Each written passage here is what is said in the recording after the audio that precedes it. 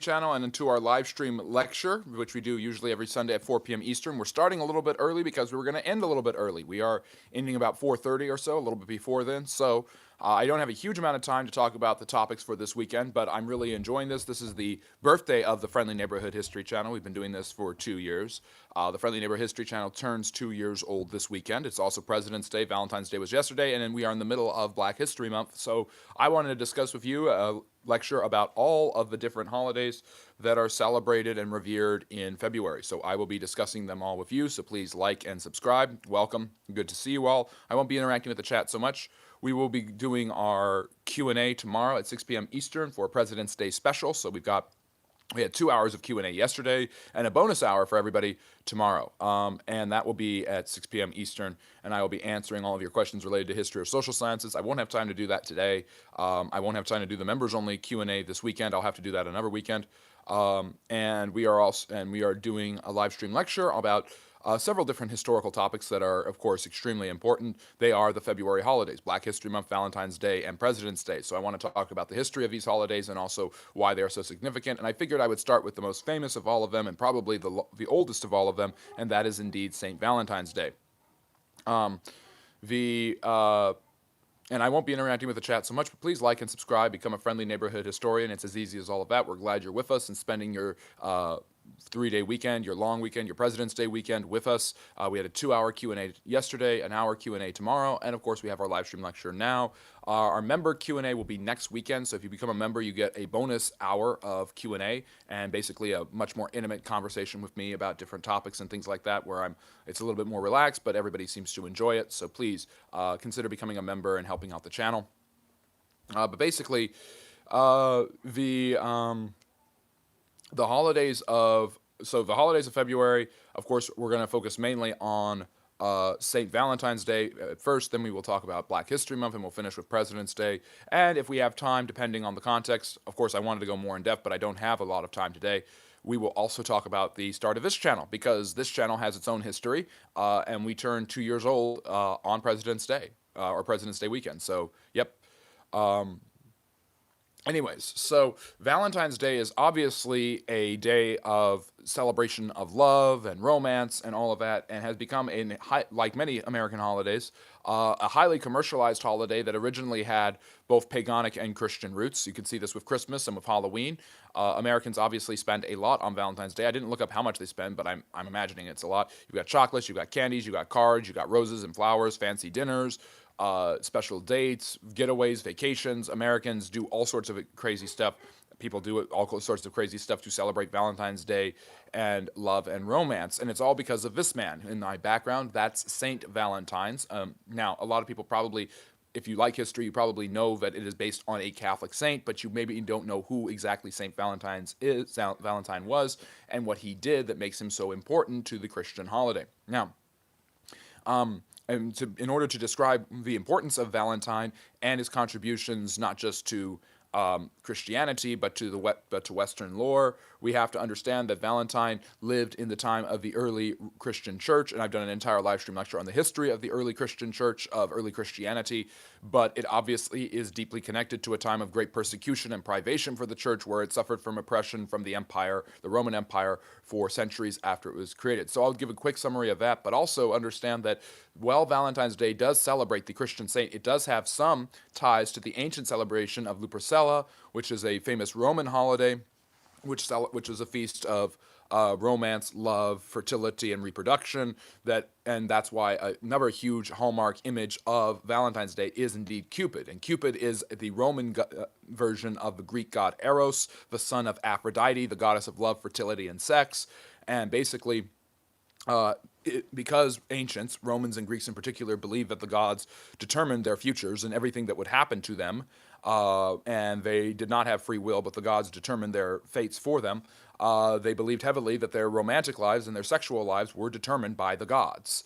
And so Cupid flying around with a heart-shaped arrow and getting people to fall in love with each other calls back to the ancient idea of the Roman and Greek deities being able to determine people's lives, including who you fell in love with, who you slept with, and why you wanted to be with them. So Lupercalia was a celebration, Roman festival that was obviously later that was obviously quite raunchy in many of its ways. Um, and The celebration of Cupid and the association of Cupid with Valentine's Day has to do with the ancient Roman celebration in which Eros, who was the son of the god Aphrodite, would have his finger on the scale about who you would fall in love with and how you would fall in love with them. So so that's the Roman side of things, that's the paganic side of things. So once again, just like Halloween and Christmas, you have a Christian holiday, but it is heavily influenced by pagan roots and by the Roman Empire. And it would make sense because the Christian faith really grew despite heavy persecution within the context of the Roman Empire until it eventually had the ability to overtake the Roman Empire and become the dominant social and political force in Europe after the fall of the Western Roman Empire in the 5th century. No, Valentine's Day is not a American holiday necessarily. It is inspired by the ancient Romans, Lupercella, but it is also inspired by a Christian saint. Now, Christianity obviously starts as a backwater religion, a sect of Judaism that believes that Jesus of Nazareth, or probably the better Jewish term for him would be Yeshua ben Joseph, is indeed the Jewish Messiah, that he is God in human form, that he died on the cross not just as a form of public execution, but for the sins of the people, and then he was risen from the dead by God the Father on the third day. This is, of course, the basis of Easter, the Easter celebration in Christianity, which is a replacement of the Jewish festival of Passover. So obviously, the Christians were a Jewish sect that their Messiah had already come. And there was actually a close connection between Christianity and Judaism in the first 50 years of the Christian church. Now, I'm not saying that these are necessarily historical facts. I'm just saying what Christians believed at the time and why that put them at odds with Judaism and why it put them at odds later with the Roman Empire. The Christians were heavily persecuted at first by the Jews and later by the Roman Empire itself, which basically seemed to believe that the Christians, which hated the idea not that the Christians were monotheistic, they didn't mind that if Jesus of Nazareth was indeed a god, he would be one god of many gods. The Romans were more than happy throughout their empire to worship various different deities of various different regions.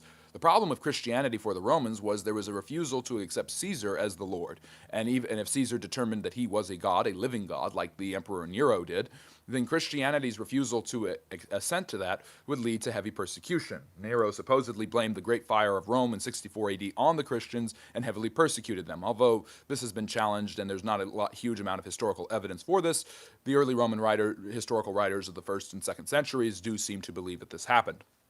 So the persecution of the Christian church also coincided with the destruction of the Jewish temple and the Jewish revolt. After the Jewish temple was destroyed, the fraying that had been at the seams between Judaism and Christianity really split off, and you can say that Christianity stopped being a sect of Judaism and became its own religion as they finalized their own series of biblical writings called the New Testament, and the Christian church was basically split off from Judaism, despite the fact that it had originated with Judaism, despite the fact that it had a Jewish Savior and Jewish Messiah, and the fact that all of the early leaders of the church, like Saints Peter and Paul, were indeed Jews. Some of them were actually high-ranking established Jews within Jewish teaching. Paul was one of the Jewish leaders before he became a Christian himself, according to Christian tradition. Again, these are not necessarily historical claims. These are just clear inferences that can be drawn from what we know from the New Testament, but also from the history of the 1st century, the effects of the Jewish revolt, and the development of Christianity. Christianity was far more evangelistic than Judaism, so it spread a lot quicker. However, it was constantly under attack and persecution from the Roman Empire, which after emperors like Nero and Domitian in the 1st century were heavily persecuted the church, emperors in the 2nd century would only occasionally persecute the church and set up rules for how to deal with Christians, either by making them second-class citizens and discriminating against them actively, or by trying to destroy them as much as possible. So there was a spectrum of persecution. Persecution was sporadic. It wasn't just constantly that Christians were under threat of extinction. However, Christianity was seen as an illegal religion that was against the interests of the Roman Empire, and while the empire was powerful and prosperous, it did what it could to suppress Christian thoughts and ideas. The Roman Empire was an empire of might and military prowess. The Christians were mainly pacifistic, or at the very least opposed to getting involved in military conflicts. Not serving in the Roman army would also be a huge downside and a reason for persecution, although Roman soldiers, many of them would become Christians while serving in the army. So the 3rd century is a time of huge chaos in the Roman Empire. You have a series of basically civil wars, upheavals, economic crises. Basically, parts of the empire break off and split off and become their own kingdoms, and several and different generals will replace each other, declare themselves emperor, fight against each other. You have civil war after civil war, and you have basically dozens of emperors who fill out the entire 3rd century in what is known as the crisis of the 3rd century. It is in the crisis of the 3rd century that persecutions of the Christian church ramp up, including under the Roman Emperor Decius, although Decius is probably the most poignant example between Nero and Domitian and a man later called Diocletian who persecutes the Christian church. So persecution of the Christian church was something that was common, heavily accepted, and seen as basically normal. And although it was sporadic, just like the plague, it was something that was a common part of life for the Western Roman Empire. Despite the crisis of the 3rd century, Roman emperors would persecute Christians, and Christianity was seen as a dangerous thing to Roman ideas and principles. Now, the Christians had an advantage over the Roman native population and pagan population that would serve them well for the next long time, for the time to come, and that was heavy birth rates and high rates of marriage. As native Roman birth rates decreased, Christian birth rates tended to increase. The Roman emperors saw this as basically some sort of replacement theory, that basically good old paganic Romans would be replaced by Christians who would overturn them and in persecution and then punish the Romans severely for what had happened to them. And so they did what they could to thwart Christian communities, separate Christian families, and prohibit Christian marriage. Christians could not get married in many parts of the Roman Empire throughout the 3rd century. In steps Valentine. Now, of course, we know him as a saint. What makes Valentine a saint is the fact that he is a martyr. However, he starts off I believe he's Roman, and he becomes a Christian. He eventually becomes a bishop within the Christian church, and he is committed to the idea of growing the Christian church. Christians do not believe in sex outside of marriage. They do not believe in polyamory or polygamy. The Christian church has pretty strong ethical values that include getting married and having children inside the context of marriage only, something that Christians still believe in many ways to this day. And thank you, Toto. Thank you, Toto, for the super chat. Really, really appreciate it. Toto has the emoji next to them because they are a member, so consider becoming a member. It's as easy as that, or giving a super chat. All the money you give to this channel goes back into helping it, so really appreciate that. So the Christians are again heavily persecuted by the Romans, but Valentine is not going to be prohibited, and those are our social medias if you want to follow us there, from spreading Christian love and marriage and promoting Christian love and marriage when it is a seedy and disreputable reputation. Oftentimes Christians would meet and have their worship services in the forest. There would be very little light available to them because they were so heavily persecuted. They had to keep things very, very quiet. This is also the basis for the Easter Vigil, which is a Christian service that usually begins in the dark, and then one by one the candles are illuminated until the lights of the church are turned on in Roman Catholicism, for instance, and Eastern Orthodoxy.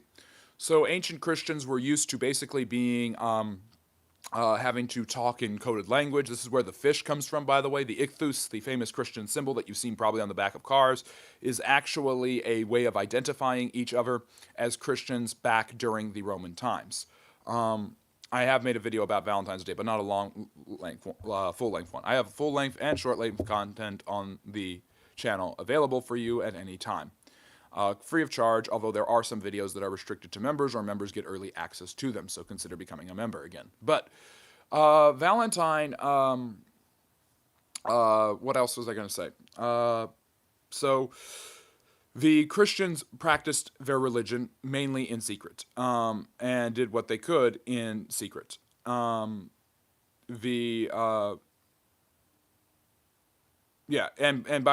fish, an ancient Greek symbol that obviously represents Christians, was a way for them to identify each other, and it comes from the New Testament where Jesus told St. Peter that he would be a fisher of man. So the idea of catching fish, of catching souls, all of this is an ancient Christian principle, which was basically a term for conversion and inclusion into a mystery cult that had actually grown to be a powerful, although illegal, religion in the 3rd century at the time of Valentine. So in order to promote Christian ideas and principles, while the practice thereof was illegal, Valentine would would perform secretive marriages in the forest, usually of Christian couples. Thank you for subscribing and liking. I really appreciate it. Valentine would perform marriages illegally of Christian couples, and this was something that many different Christian bishops would do, risking their lives often for doing so.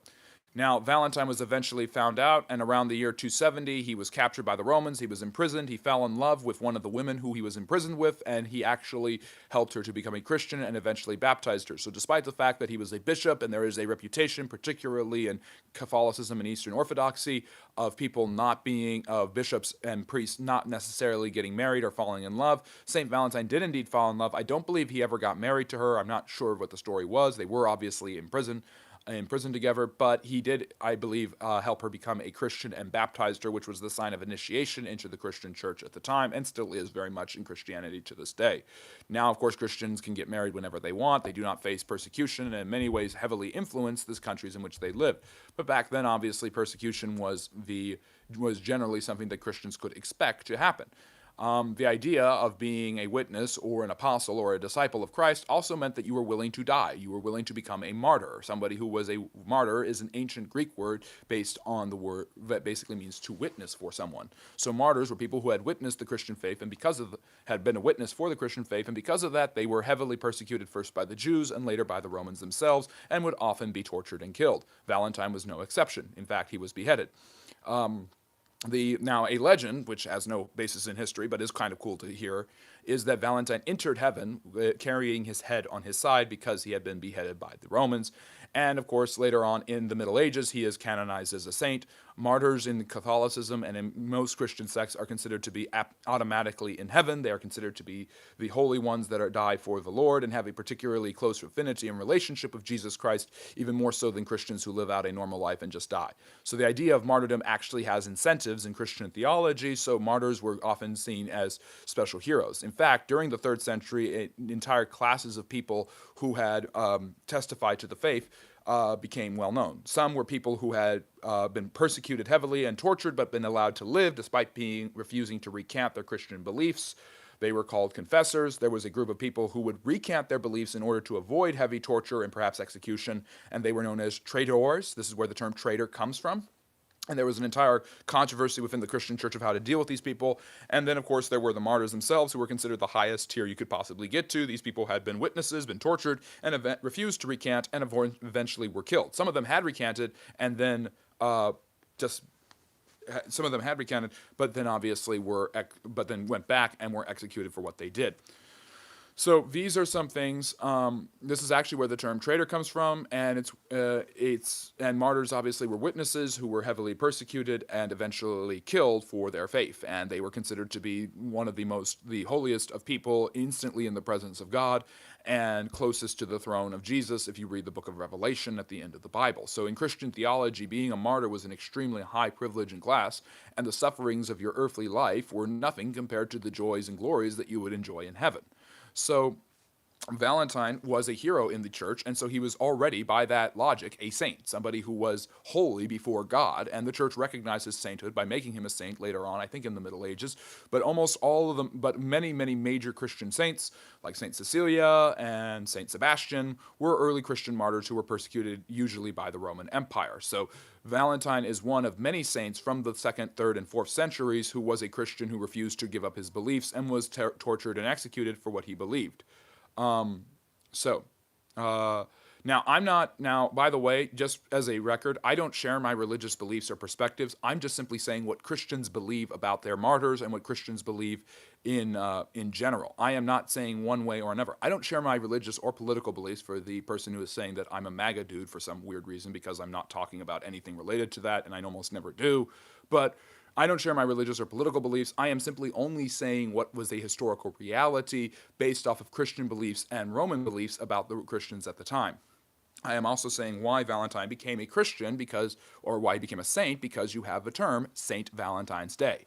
So that's the basic story. Valentine becomes a saint, and then in the Middle Ages, in the time of chivalry and the writings of poems like Petrarch and Dante and Geoffrey Chaucer, the development of what will become a huge part of the Renaissance, vernacular writings and poetry, romance and relationships between men and women, particularly of upper classes, becomes the juicy gossip of the time, the chisme, if you will, and so it becomes quite popular for a lot of people to actually look back at St. Valentine's and his heroics in trying to make sure Christian couples were married, risking his own life and their lives in the midst of heavy persecution from the Roman Empire as a testament to undying love and Christian fidelity. This is also something that is a huge part of the code of chivalry, which was enforced for nobles and knights and for the people of the upper classes throughout the 14th and 15th century. Petrarch, who was known for inventing one of the earliest form of the European sonnet, was in love with the wife of a noblewoman who he believed that he deserved, even though he was a monk.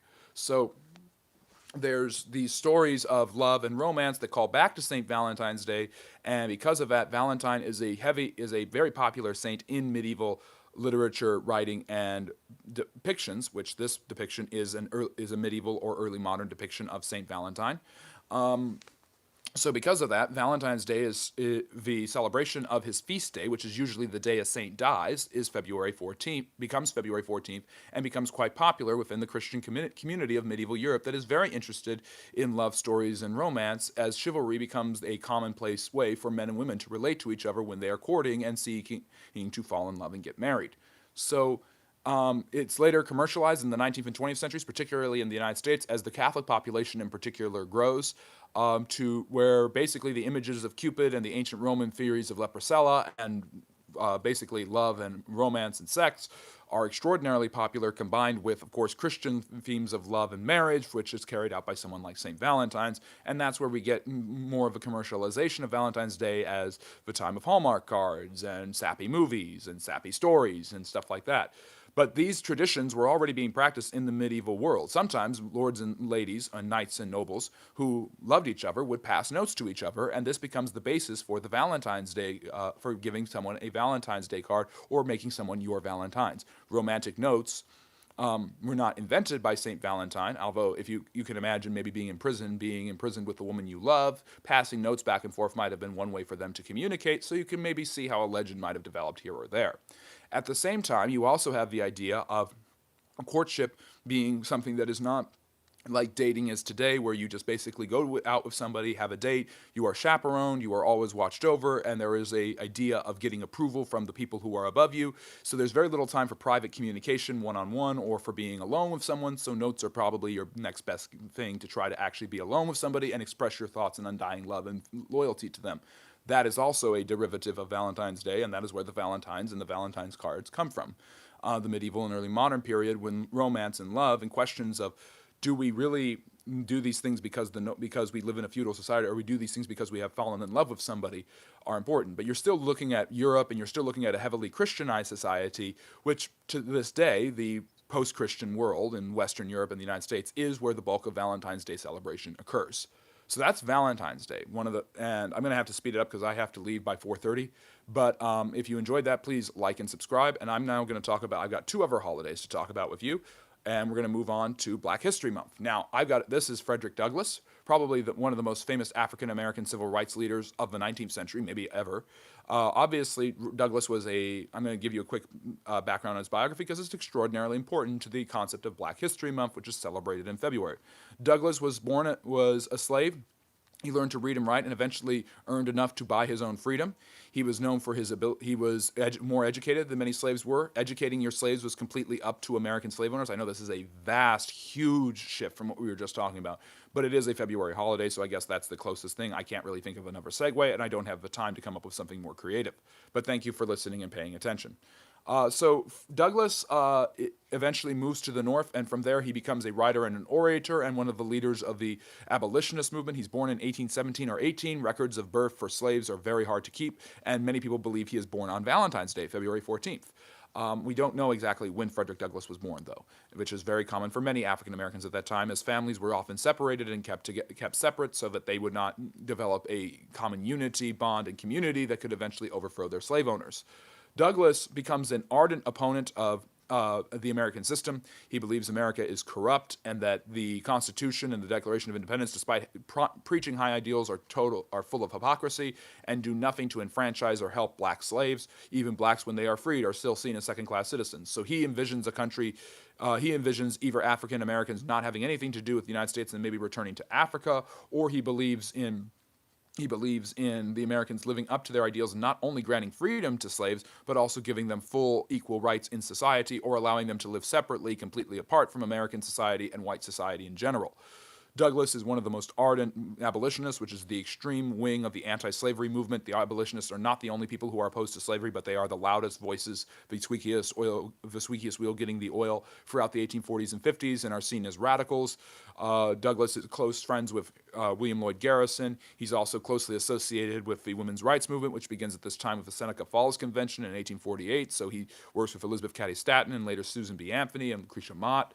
These people are not these women and women and African Americans pair together not just to fight for civil rights for women and their ability to vote, but also to fight for freedom for African Americans.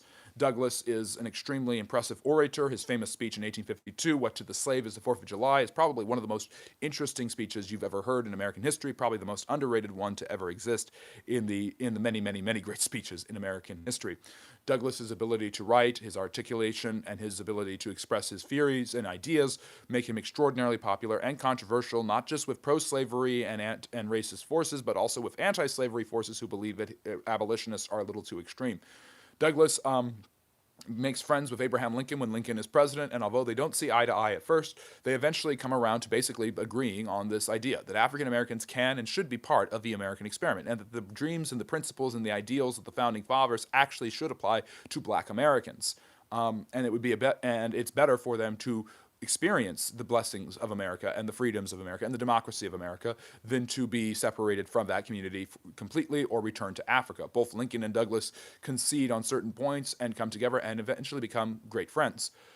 After Lincoln dies, Douglass remains, and the Civil War ends and slavery is over. Douglass remains a fixture in the calling for civil rights for African Americans. He's a radical Republican promoting Reconstruction. Later on, he continues to cry for attention to the plight of African Americans as discrimination becomes rampant in the South, and the North basically turns its back on Reconstruction, and there's plenty of racism in the North anyways.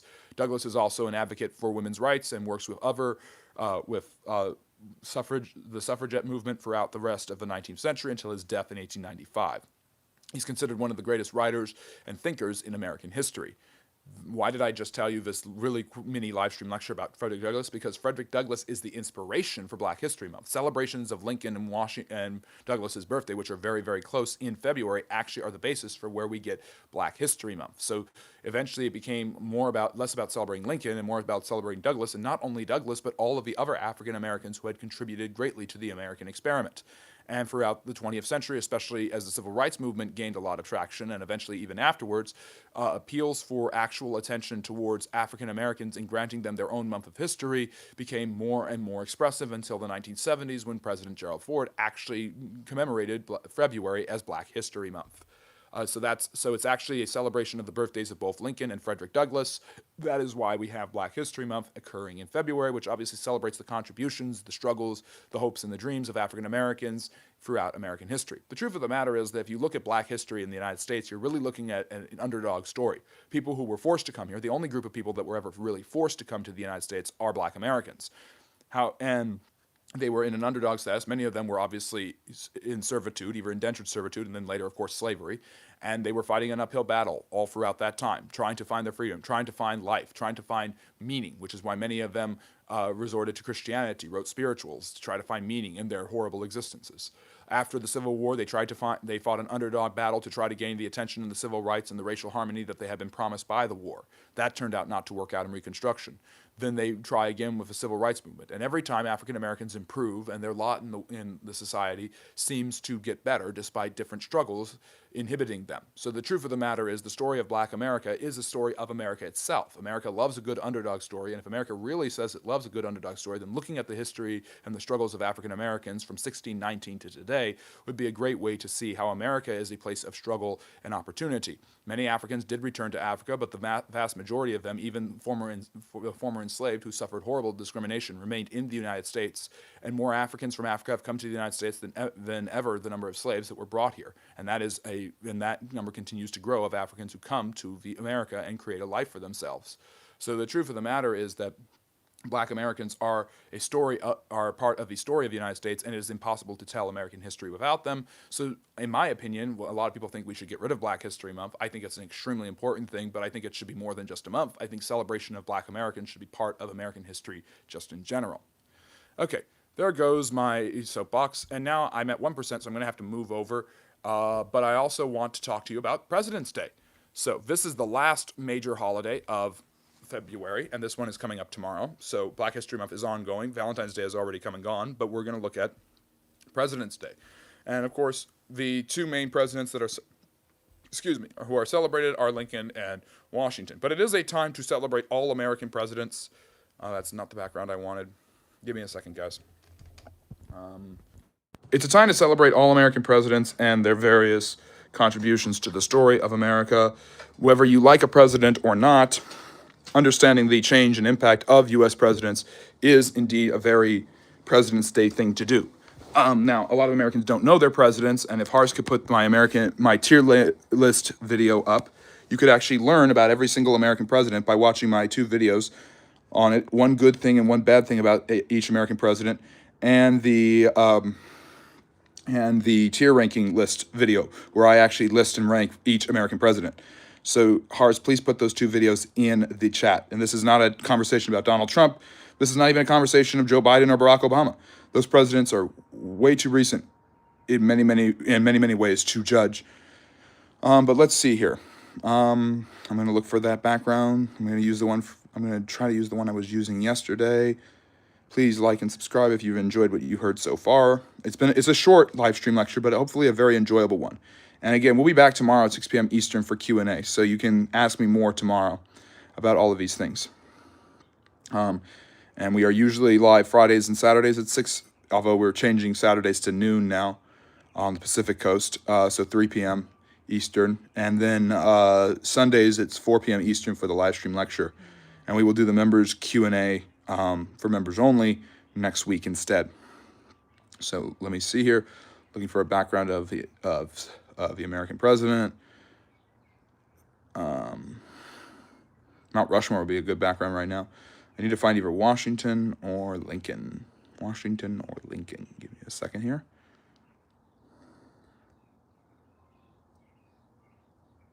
Let me see. So, got so many different backgrounds I could pick a president's. Here's George Washington. So we'll just go with this one. Here's George Washington. Who's my favorite president? Probably Lincoln. So yeah. Ars, can you put the times in the chat for everybody? We've got Fridays at 6, Saturdays at 3, Sundays at 4. Tomorrow we're doing a special Q&A at 6 to celebrate our second birthday, because President's Day weekend is the birthday of the Friendly Neighborhood History Channel. I'll share that story tomorrow about how we got started before I do the Q&A, and also, of course, the live stream lecture, and of course we're in this live stream lecture. So, I've only got a few moderators, and they do a good job, so I can't add too many moderators. Let me see here. So president tier list, you can go and watch my videos on where I talk about all the different U.S. presidents, and here's George Washington joining me in the background. Celebrations of both Washington and Lincoln's birthday are quite common in American history, especially in the later part of the 19th century. Lincoln and Washington are universally recognized by the end of the 1800s as two of the better American presidents. Lincoln wins this huge war. Washington is the commander-in-chief who created the presidency. And I think to the extent that presidents like Theodore Roosevelt, Franklin D. Roosevelt, Reagan, JFK, Eisenhower have heavily impacted the presidency since the end of the 19th century and made America a greater and more powerful place in many, many ways. The truth of the matter is, I think Washington and Lincoln still stand the test of time as the two best American presidents. I don't think that it's necessarily close. I think you could argue they're both S-tier presidents, while saying that Jefferson and Theodore Roosevelt, who are my 4 and 3 respectively, are actually A-tier presidents. They're not as good, but they are still extremely good. So celebrations of Lincoln's birthday, they were not always on their birthdays. Washington's birthday is February 22nd. Lincoln's birthday is February 12th. So they are not officially on their days, but they are commemorations of their life and their legacy and their contributions to the United States. Eventually, I think in the 1960s, it was either Lyndon Johnson or Nixon who made it an official holiday. There's national holidays and there's federal holidays. National holidays are just something that we celebrate all across the country. Flag Day is a good example of this, but people aren't getting it necessarily off of work. Federal holidays mean that a lot of federal places like schools or libraries or post offices are closed in different places depending on what's going on. So, the truth of the so celebration of not just those two presidents but all presidents became something that was celebrated on the third Monday in February, starting in in the late 60s or early 70s. I'm not sure exactly when it was, and that was what made it a federal holiday, as not just as a way to extend celebrations beyond Washington and Lincoln and to the other presidents. Now, a lot of people think presidents are only born in February, but there's only been 4 U.S. presidents who've actually been born in February: Lincoln and Washington, William Henry Harrison, the guy who was president for only a month before he died in office, and of course, Ronald Reagan, who is the 40th president, who's very controversial, but still very popular in many, many ways. So yeah, it is 4:30. My shift is over. This is when I need to get going. I know that's a very, very quick summary of a holiday that means a lot to Americans. It's a day to celebrate America's presidents and America's past. Before them, celebrations of presidents' birthdays individually were quite common, particularly Lincoln and Washington. So they remain the cornerstones of President's Day. So I'm not reading Wikipedia. Believe me, all of this is off the top of my head. There's no script in front of me. I literally just got up and moved over here because my phone was at 1% battery. So I'm just going to look at the chat really fast. Well, Black History is an entire month, not just a day.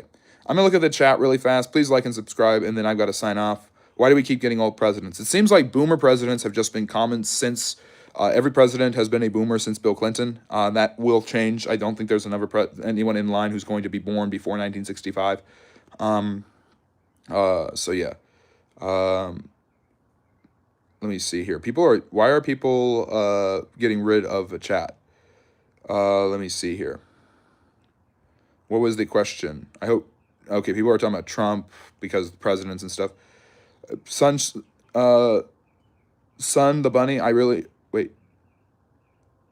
Okay. I appreciate it, but I appreciate your support, but no. I've got two main moderators, Harry and Harsh. Then I've got Rodolfo, Solomon, and Beesnatch, and M. Caffo, and they all do a really, really good job. And they usually delete chats, give updates about the channel, answer questions that people might have about me or about the channel. So they do a really good job, and they're going to keep doing it. Yeah. Are we talking about slavery? Brazil got 5 million slaves, so we only got 450,000. I was talking about the history of African Americans in the United States, and you can't talk about that without talking about slavery. I'm sorry that offends you, that you have to do a whataboutism to forget about it. Remember, the only slave is white, called slaves, called glory, and we got slaved by black and Arab and Jew and Asian and the Western. We are Slavic, called glory. Okay, then, you don't have to scream that out. Yeah, the Morgan Freeman video on Black History Month is quite interesting. I mean, I understand his perspective that Black history is American history, so relegating it to a month is kind of insulting. It's an effort to actually recognize African Americans, but again, I think African American history needs to be recognized more. Let me see here. So, yeah. Okay, son. I don't know. Son said, I don't get it. Yeah, I ended at 4:30, but it's not my shift. I do this on my own. So it has nothing to do with, like, I can end whenever I want. I make my own hours here.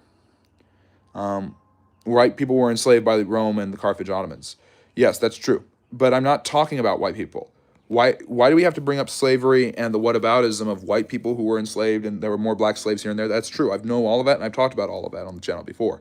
I can still recognize that America had slaves and slaves were bad. And yeah. So can we talk about the political and economic state of the world right now? I don't like to talk about that stuff too much, and I don't use Wikipedia. I mean, I get some like basic information if I've never heard of something before, but I try to do more in-depth study. So let's see here. Anyways, you're my favorite streamer. What's your favorite and least favorite races? Oh, whatever, yeah, boy swank. As long as I'm your favorite streamer, I don't care. Eliminating the penny. Well, it costs more to make pennies, I think, than it is to actually have many pennies. Yeah, Lincoln banned dueling. Dueling was already pretty taboo. Let me see. Who is your favorite president? I have to say Lincoln, but Washington is a close second. So, and you can go check out my tier ranking video about the presidents. Can you complement the presidential system the United States created? It's a really effective system because the Americans borrow from the Romans and the Greeks, but also from the British, and they basically make a prime minister. But they make the prime. Imagine a prime minister of a British Parliament, but a prime minister in a separate branch handling the ability to create the federal bureaucracy, which will manage direct things. So you don't have the legislative branch doing all of that. And then you have him as the president. He's in charge, and he is a military commander styled after George Washington. So they took the Roman idea of the tribune or the consul. It's a consul, and somebody who could be in charge, get things done quickly, and be a military commander. And Washington is the model of that, of a statesman who is not going to, it has to be a moral and ethical person who's not just going to usurp power for his own ends or to get whatever he wants. He's not going to be a demagogue or a dictator, although Americans have had presidents who could live up to those titles. It's styled on George Washington, somebody who is humble and hardworking. But it's also styled on the idea of the Roman consul, somebody who is in charge of Rome, who does, who handles the government, doesn't seize power, and can get things done quickly if there's senatorial and legislative gridlock. And that's what the president's job is. That's why he has executive orders. That's why he's in charge of the military. So it is actually a brilliant presidential system that is set up by the founders with the idea of a George Washington, who is the perfect de facto leader in that model. But you also have at the same time the borrowing from from Parliament, and you have the borrowing from the Romans and from the Greeks. It's a really good testament to the thoughtfulness of the founders to separate the branches and not to just have the president be the head of a legislative branch. The Speaker of the House is more like the prime minister than anything else. So yes, and I am quite a nerd, and I'm proud about that. I can't talk about that right now, Wendy, although they are quite interesting, the Habsburgs fighting against the Ottomans. Come to the Q&A tomorrow, 6 p.m. Eastern, for our President's Day special.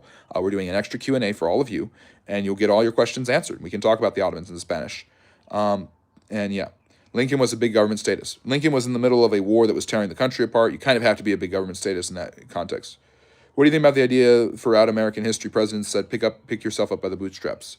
Some presidents said that. Andrew Jackson, who our live stream lecture was on last week, definitely believed in that. Washington kind of believes in that too. Jefferson seems to believe in that. Lincoln kind of even sympathized with that. So I'm going to sign off there. Please watch my tier ranking video on the U.S. presidents. Please watch I have an entire series on U.S. presidents. Hars, can you put the videos for Lincoln and Washington in the chat real fast? And then we will get going. When Lincoln started a war, he didn't need to. Lincoln didn't start the war, the South started the war, and the country was falling apart, and there were still millions of people in slavery. So yeah. Let me see. So Hars is going to put those videos in the chat so you can watch the history of both American presidents. I have long-form videos on some of them. I have videos on every single American president. I have an entire playlist dedicated to them. In fact, Hars, if you put the link to the playlist, people can watch every single one. So I don't need a 1,000-year curse. I'm already cursed. Just look at me. Can you explain the difference between Rome government and Carthage government? Rome was a republic. Carthage, I don't know what the Carthaginian government was. It was kind of republican, but not quite the same. Yep, and we'll be back tomorrow. Vincent's a member. He'll be back. I really appreciate that. And the members-only Q&A it will be next weekend at some point. So, unknown, please stop looking in the mirror when you ask me questions. Would you do a history of Israel and Palestine conflict? I've done a lot of history on that. I've explained it. I've done videos on it. I'm not going to touch that with a 10-foot pole. So yes, president's playlist to end all president videos. Yes. Oops, sorry. We got disconnected there for a second. But yeah, please go check out this video. Okay, now we're back. So anyways, video available for all of you. Please go check that out. You got videos on Washington. You got my presidential playlist to end all presidential playlists. So that's our pinned comment. You can check that out. Like and subscribe on your way out. But yeah, we will be back tomorrow, 6 p.m. Eastern, to answer all of your questions about history and social studies like we do. But it's a special gift for all of you because of President's Day, which is also our birthday. And I'll tell the story of how the Friendly Neighborhood History channel got started all the way back in 2024, which seems like a long time ago. 11,000 subscribers. We're trying to get to 20,000, so please help me out with that. And 4,000 videos? It's been amazing. It's an amazing ride. I hope you all take care, and I will see you again tomorrow. As always, love history. Bye-bye.